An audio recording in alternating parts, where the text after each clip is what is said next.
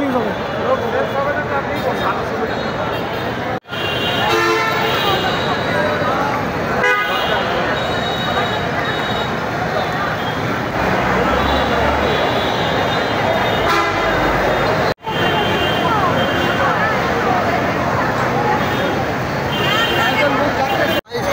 Duty করার পরে হয়তো মেশিনটা আমার ফ্যাক্টরি বন্ধ।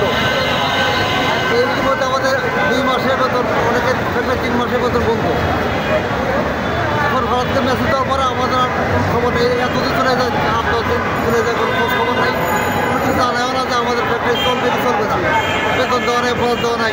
আমরা কেটে আসছি এই কারণে যে আমরা যে চাকরি করছি আমাদের কোম্পানি বন্ধ করছে, কিন্তু আমাদের টাকা পাওনা হচ্ছে না দিয়েই তারা বন্ধ করছে। আমরা কোনো গ্যাঞ্জাম চাই না, আমরা কি সাথে কোনো প্রতিপক্ষ হতে চাই না, আমরা চাই আমাদের টাকা পয়সা বুঝে